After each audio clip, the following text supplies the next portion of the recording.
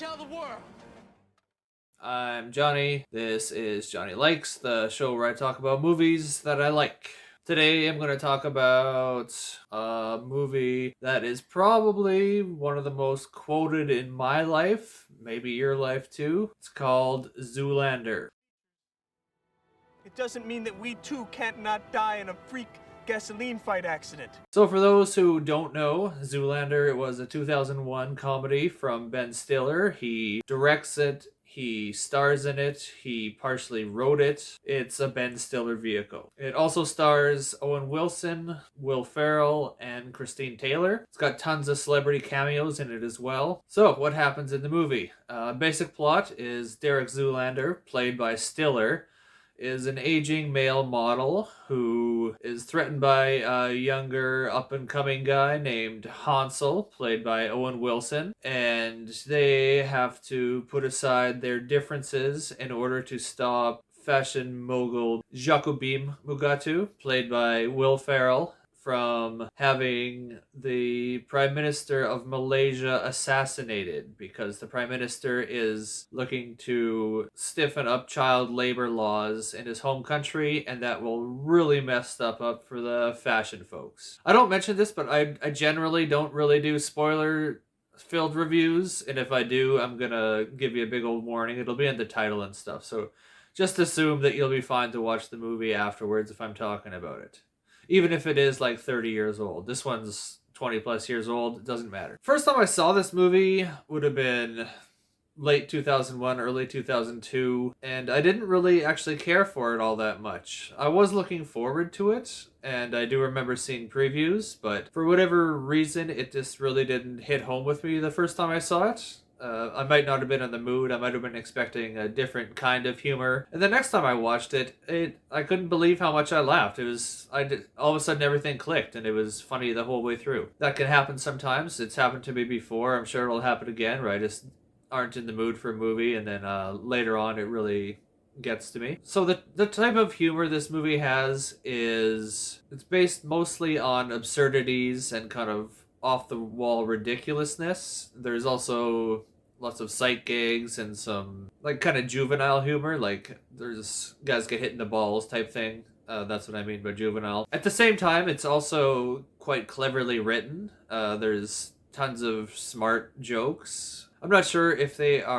all the smart jokes were written or if they were improvised, because you got guys like Will Ferrell and Owen Wilson and even Ben Stiller. They're all notoriously strong improvisational comics, right? So how much came up with on the spot and how much was on the page is only they know, I guess, because I've listened to the commentary and I don't recall it being especially insightful. Will Ferrell, he was the highlight of the movie for me. I'd never really liked him before this. To be fair, he wasn't super on my radar. Like, at the time, he wasn't like Will Ferrell from a whole bunch of movies. He was Will Ferrell. Oh, that's that guy from SNL and A Night at the Roxbury and like a few other bit parts. So he hadn't really found his place in Hollywood yet. His sense of humor is fully on display here, I would say. And I really started to appreciate him as a comedic talent. Any blank moment is exploited, and it's all of a sudden an opportunity instead of just being dead air. Like, for instance, there's a scene where him and Stiller are talking earlier on in the movie. At one point, Ferrell has to cross the room, and you're tracking him, following him. Now, just a normal actor or comedian would just walk over, right? But instead, Ferrell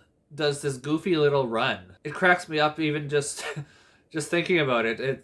It's like just a tiny little throwaway moment, but it becomes such a little highlight. And the way he does this throughout the movie, it's astounding, really. I also appreciated Owen Wilson here. I don't know if he really had a name for me yet. I was kind of looking at his bio, and I think I would have seen Bottle Rocket, and definitely saw Cable Guy, and a few other things he was kind of in before this, but he didn't really stand out as a comedic force until this movie. Some of his lines in this, like these obviously improvised lines, they just kill me.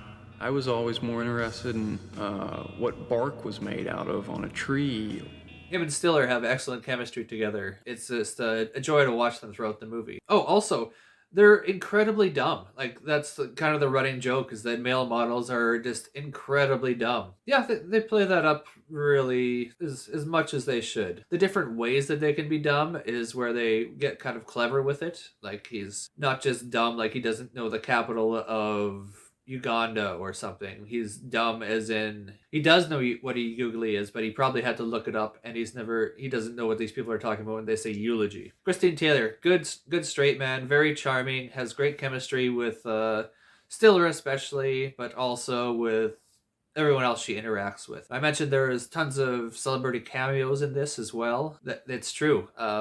Probably the biggest highlight for me was David Duchovny. I'm a big fan of him from The X-Files, among other things, but he generally is stuck with more of a serious role, or that's what he's known for. He has played lighter roles before, but he really looks like he's having fun here, getting to show off his funny side. And I wish I could see him in more comedies, because he's a fun actor to watch, in my opinion. So I was surprised how much heart this movie actually had. Like, there's a solid love story between Taylor and Stiller, and it's not really emotional, but it's a little bit touching to see a guy like Zoolander later on in life kind of having a maybe midlife crisis.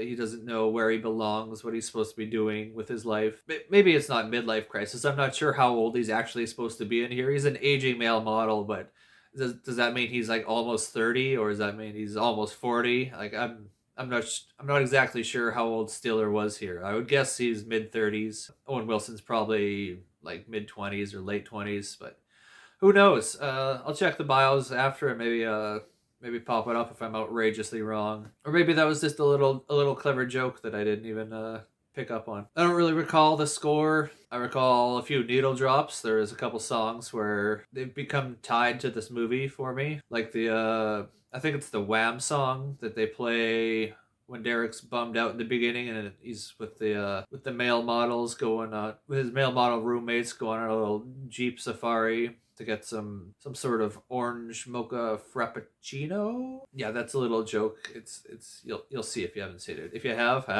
see what I did there?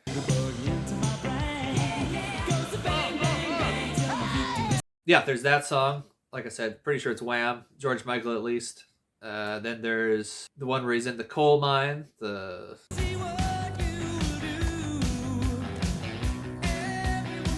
Oh yeah, Working for the Weekend. That's what it is. And Relax gets played at some point. I like this song. Yeah, just a few needle drops, and they're quite memorable. Well done. Yeah, little clap. Well done. Super quotable movie. You still see like memes pop up right now, like the Hansel, so hot right now, or whatever, so hot right now. It's Will Ferrell with his ridiculous hair saying, so hot right now. So I talked about it's got some emotional heft to it. It's quite funny. Tone is lighthearted. It's got lots of memorable lines. If you went to high school in the early 2000s, this movie probably got quoted by you or your friends. If it didn't, let me know about that. That's kind of odd. You got lame friends. Why wouldn't they quote that? It's super funny. The costumes were all outrageous and fun. Like, they really are poking fun at the fashion industry here. I don't really think that it wasn't meant to be like a scathing takedown of the industry or anything like that, as they never really have any jokes they pull aren't very mean-spirited, and they're just kind of toothless barbs. It fits right in with the tone of the movie. A light-hearted romp, I guess you'd call it, something like that. So, to summarize, we got memorable characters, excellent performances, probably the best, or my favorites of Stiller's and Ferrell's and Wilson. If not my favorite, then top three anyways. It's got a good enough story. It's got a fairly original idea, unless you do any research and you find out that Bret Easton Ellis had the idea for a dim-witted male model in a novel a few years earlier.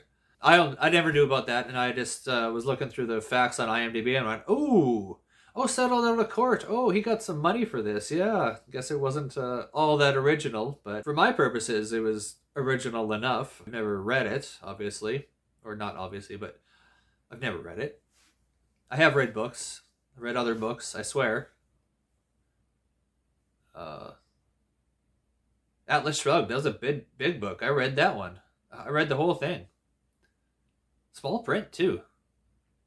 Solid, memorable characters, great performances, great costumes, memorable set pieces. It's just in general, it's a good movie to watch with friends or by yourself. It really doesn't matter. I'm gonna give it a 4.5 out of 5. The only reason it doesn't get full marks for me is it just seems to always lull just a little bit at the end of the second act / start of the third act. Other than that, it's great, really. Oh, fun little fact also, forgot this one. I read in an interview somewhere that this was Alexander Skarsgård's first American movie.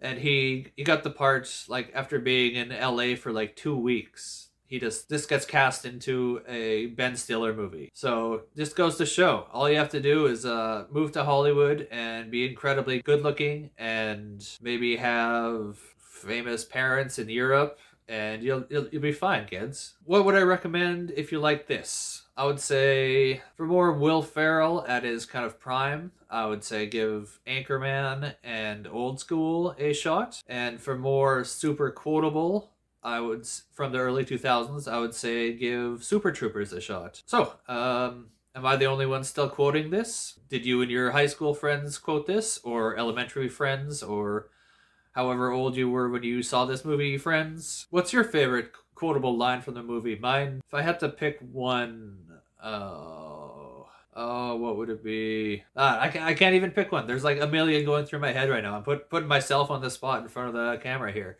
Sure, I could edit it in later, but I tried actually doing just all the lines I could off the top of my head, because I can quote more or less the whole movie back to you. Their delivery is like 90% of why these lines are funny. They're not just they're not funny joke lines. They're funny lines that need context. All right, that's enough rambling about Zoolander for today. Let me know your thoughts in the comments, and if you could do some clicky, likey, subscribey type stuff for me, that would be neat. That'd be super neat. It's cheap, easy, and free. Really helps me out. Thank you for watching, thanks for having me. What do I say? Thanks for listening to me rant about movies for a little bit, and I hope to see you next time. All right, that's not bad. That's not bad. I'll take that. Orange Mocha Frappuccino!